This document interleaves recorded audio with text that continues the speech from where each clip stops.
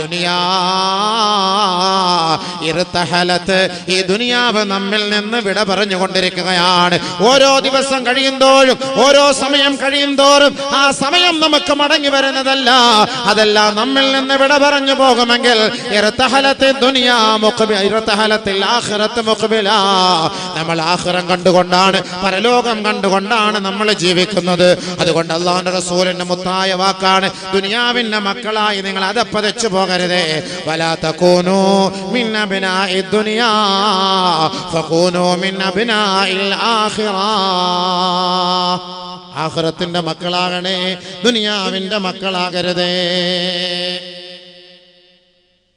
കുറെ പണം ഉണ്ടാക്കി, കുറെ സമ്പത്തുണ്ടാക്കി അടിച്ചു പൊളിച്ച് ദുനിയാവിൽ ജീവിക്കുന്നു, അടിച്ചു പൊളിച്ച് ദുനിയാവിൽ ജീവിക്കുന്നു. മരിക്കുന്നൊരു ചിന്തയേ ഇല്ല. വയസ്സ് 50-ആയി 60-ആയി 70-ആയി ഇനിയും അടുത്തുണ്ടാക്കണം, കാശ് ഉണ്ടാക്കണം, പണം പണം പണം, ഇതന്നെ നമ്മുടെ ചിന്ത, നമ്മുടെ എല്ലാ ചിന്ത. ഒരിക്കലും നമ്മുടെ മനസ്സിൽ അത് മാറൂല. നമുക്കെന്ത് ഉറപ്പുണ്ട്? റസൂലുള്ളാഹി തങ്ങൾ പറയുന്നു, അമാറു ഉമ്മത്തി മിനസിത്തീന ഇലാ 70. എന്റെ ഉമ്മത്തികളുടെ വയസ്സ് 60-ന്റെയും 70-ന്റെയും ഇടയിലാണ്. ലോകത്തിന്റെ മുത്തായ ഹബീബായ തങ്ങൾ 70 വയസ്സ് വരെ ജീവിച്ചിരുന്നതേ ഇല്ല. 63 വയസ്സ് വരെ അല്ലാഹുവിന്റെ റസൂൽ ഈ ലോകത്ത് ജീവിച്ചു. ഈ ലോകത്ത് നിന്ന് നമ്മെ വിട പറഞ്ഞു പോയെങ്കിൽ ഹബീബായ തങ്ങൾ പറയുകയാണ്, ഈ ദുനിയാവിലെ എന്റെ സമുദായത്തിന്റെ ആയസ് എന്ന് പറയുന്നത്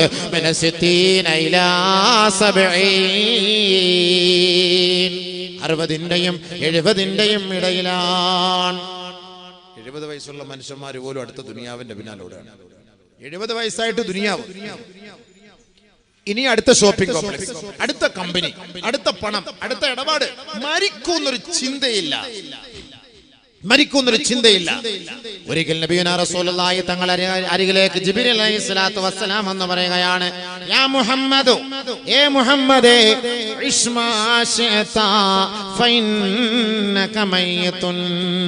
ആദരവായ റസൂലുള്ളാഹി സ്വല്ലല്ലാഹു അലൈഹി വസല്ലമ തങ്ങളെ നോക്കി മഹാനായ ജിബ്രീൽ അലൈഹിസ്സലാത്തു വസ്സലാം പറയുകയാ, മുഹമ്മദേ, നിനക്ക് ഇഷ്ടമുള്ളതുപോലെ ജീവിക്കാം.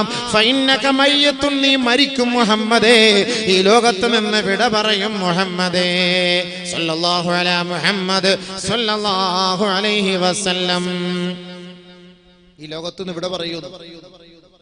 സല്ലല്ലാഹു അലൈഹി വസല്ലം തങ്ങളെ നോക്കി ജിബ്രീൽ അലൈഹിസ്സലാത്തു വസ്സലാം പറയാണ്, ഇഷ്ടാനുസരിച്ച് ജീവിച്ചോ, പറഞ്ഞ വാക്കാണ്.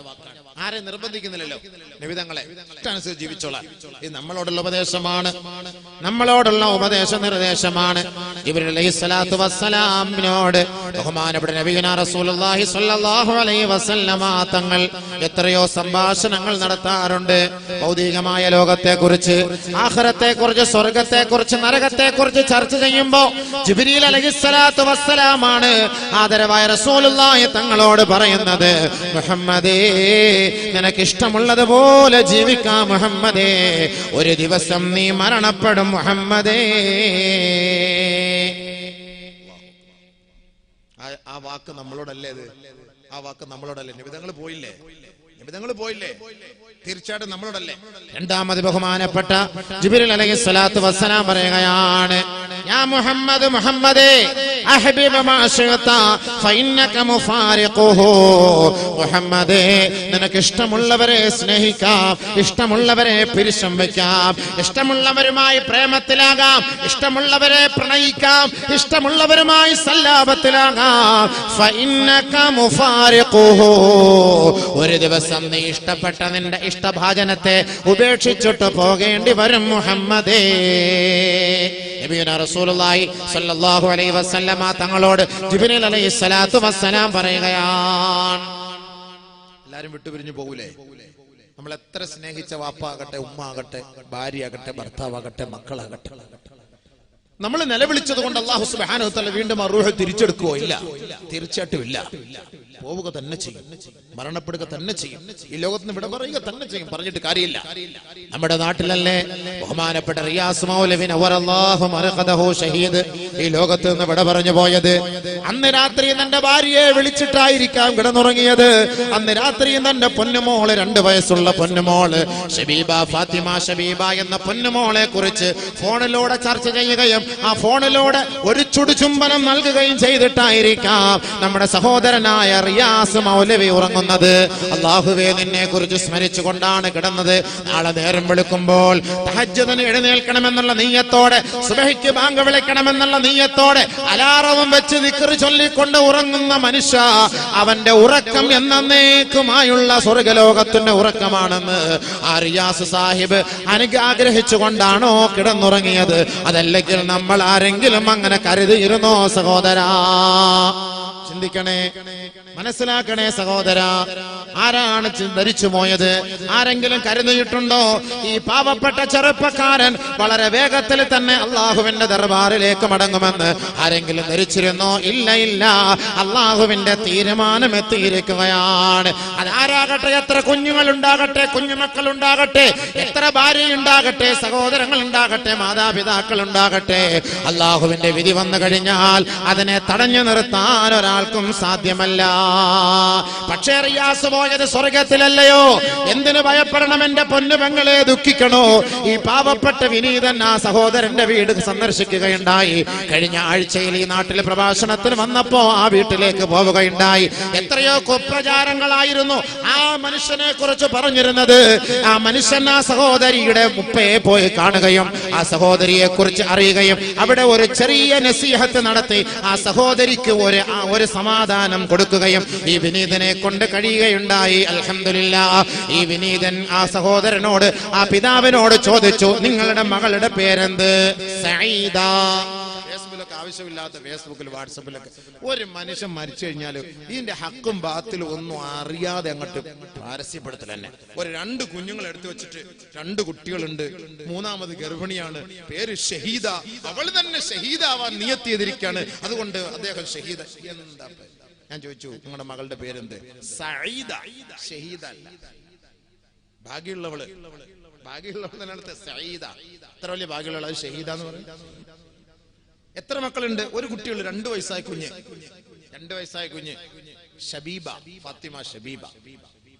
ബഹുമാനമുള്ള സഹോദരങ്ങളെ, ഞാൻ അവിടെ ഇരുന്ന ഒരു 13 മിനിറ്റ് ആ സഹോദരി തൊട്ടടുത്ത മുറിയിൽ ഇരിക്കുന്നു. ഒരു ഉപ്പയുണ്ട്, ബാക്കിയുള്ള കുടുംബക്കാരുണ്ട്. ഞാനൊരു 10, 12, 13 മിനിറ്റ് ആ സഹോദരിക്ക് വേണ്ടി ഒരു നസീഹത്ത് ചെയ്തു. കാരണം എന്താണ്? ശുഹദാക്കളുടെ മഹത്വം എന്താണ്? ഷഹീദിന്റെ മഹത്വം എന്താണ്? അല്ലാഹുവിന്റെ മാർഗത്തിൽ നമ്മൾ ബാങ്ക് വിളിക്കുന്ന വ്യക്തിയാണ് ഷഹീദ്. ബാങ്ക് വിളിക്കണം. ഇമാമിനെക്കാളും കൂടുതൽ പദവി ആർക്കാ? മുഅദ്ദിനാണ്. നമ്മളൊക്കെ നാട്ടില് മൊല്ലാക്ക, മുഅദ്ദിനൊക്കെ നമ്മൾ കാണുന്ന മുക്രിച്ച. നമ്മുടെ മുക്രിച്ചയുടെ ശമ്പളം 5500. ഹത്തീബിച്ചാന്റെ ശമ്പളം 15500. മുക്രിച്ചക്ക് എന്താ വിലയുള്ളത്? എന്നാൽ അള്ളാഹിന്റെ അടുക്കൽ ആർക്കാ ഏറ്റവും വലിയ വിലയുള്ളത്? മുക്രിച്ചക്കല്ലേ? ബാങ്ക് വിളിക്കല്ലേ? 5 നേരം അള്ളാഹുലേക്ക് വിളിക്കല്ലേ? ഹയ്യ അലസ്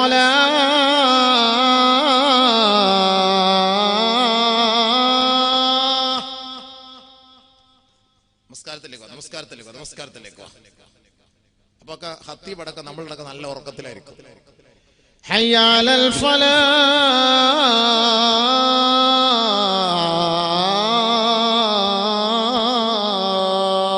വിജയം. നിങ്ങൾക്ക് വിജയ നിസ്കാരത്തിലേക്ക് 5 നേരം വിളിക്കല്ലേ? രാത്രി ഉറങ്ങുന്ന മനുഷ്യനെ തട്ടി ഉണർത്തുന്നു ആര്? നമ്മുടെ ഭാര്യ, ഭർത്താവാ, നമ്മുടെ ഉപ്പയാ, നമ്മുടെ ഉമ്മയാ? നമ്മളൊക്കെ നല്ല നിദ്രയിൽ ആണ്ട് പൂണ്ട് കിടക്കുമ്പോ അസ്സലാത്തു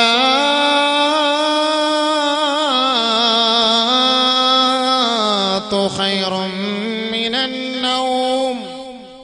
ഉറക്കിനേക്കാൾ ശ്രേഷ്ഠ നമസ്കാരമാണ്. ഉറക്കിനേക്കാൾ ശ്രേഷ്ഠ നമസ്കാരമാണ് സ്വലാത്തു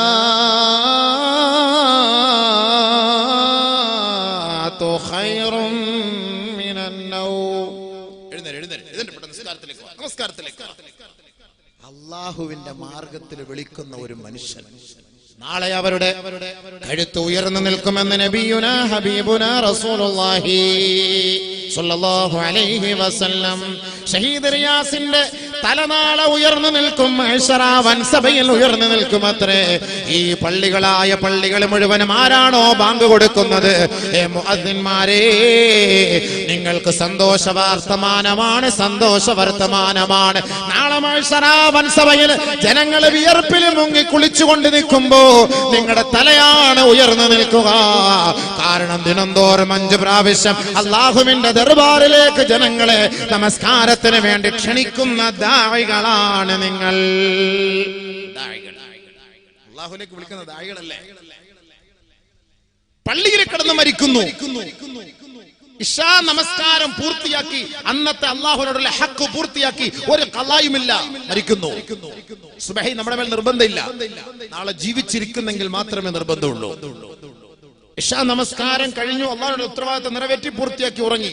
കയ്യില് തസ്ബീഹ് മാല, ദിക്റിന്റെ പെട്ടി, അല്ലാഹുവിന്റെ ഭവനത്തിൽ കിടന്നുറങ്ങുമ്പോ ഓർക്കണ എന്റെ പൊന്നു സഹോദര, ശുഹദാക്കൾക്ക് അല്ലാഹു നൽകിയ സ്ഥാനം എന്താണ്? വലാ തഖൂലൂ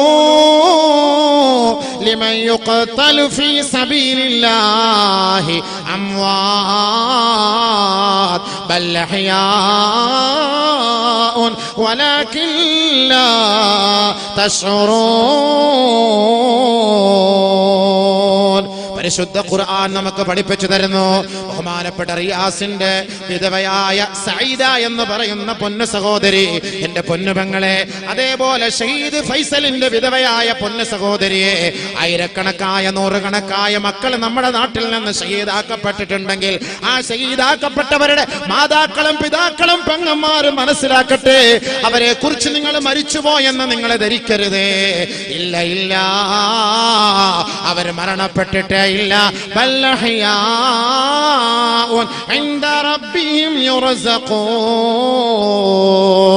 ഈ ഭൂലോകത്ത് എങ്ങനെയാണോ നമ്മൾ ഭക്ഷണം കഴിക്കുന്നത്, വിഭവസമൃദ്ധമായ ഭക്ഷണങ്ങൾ വിളമ്പി വെച്ചുകൊണ്ട് സന്തോഷത്തോടുകൂടി നമ്മൾ കഴിക്കുന്നുവെങ്കിൽ, അള്ളാഹുവിന്റെ മാർഗത്തിൽ വീരമൃത്യു വരിച്ച ശുഹദാക്കളുണ്ടല്ലോ, അള്ളാഹുവിന്റെ കോടതിയിൽ ബർസഖിയായ ജീവിതത്തിൽ ആ സ്വർഗീയ ആരാമത്തിൽ അവർ ഭക്ഷണം കഴിച്ചു കൊണ്ടിരിക്കുകയാണ്. അവർ നന്മസല്ലാപത്തിലാണ്. അവർ മരിച്ചു, അവർ മരണപ്പെട്ടു എന്ന് നിങ്ങൾ പറയരുതേ, നിങ്ങൾ പറയരുതേ. വലാ തഖൂലൂ ലിമൻ യുഖ്തലു ഫീ സബീലില്ലാഹി അംവാത്. ആദരവായ റസൂലുള്ളാഹി തങ്ങൾ പറയുകയാ, ഇന്ന അർവാഹ ശുഹദാഇ ഫീ ഹവാസിൽ തൈരിൻ ഖളിരിൻ ഫീ ഹവാസിൽ തൈരിൻ ഖളിരിൻ തസ്റഹു ഫിൽ ജന്നതി ഹൈതു ഷാത് ثم تأوي إلى قناديل معلقة تحت العرش فاطلع عليهم ربك فيقول ماذا تبغون. ആദരവായ റസൂലുള്ളാഹി തങ്ങൾ പറയുകയാ, അല്ലാഹുവിന്റെ മാർഗത്തിൽ വീരമൃത്യു വരിച്ച ശുഹദാക്കളെ, ശുഹദാക്കളെ, അല്ലാഹുവിന് വേണ്ടി രക്തം ചിന്തപ്പെട്ടവരെ, നിങ്ങളുടെ ശരീരത്തിന്റെ ഓരോ നാഡീ ഞരമ്പുകൾക്കുള്ളിൽ ഓടിക്കൊണ്ടിരിക്കുന്ന രക്തം അല്ലാഹുവിന്റെ മാർഗത്തിൽ വേണ്ടിയാണ് ഈ ഭൂലോകത്ത് വീണതെങ്കിൽ ഓർക്കണേ. ആദരവായ റസൂലുള്ളാഹി തങ്ങൾ പറയുന്നു, അവരുടെ ആത്മാക്കൾ ഒരു പച്ച പക്ഷിയെ പോലെ, ഒരു പച്ച തത്തയെ പോലെ, പച്ച പക്ഷികളെ പോലെ നാളെ ആഖിറത്തിൽ സ്വർഗത്തിൽ അതിന്റെ പരവതാനയിൽ വിരാജിക്കുകയാണ്, അതിന്റെ പരവതാനയിൽ സന്തോഷിക്കുകയാണ്.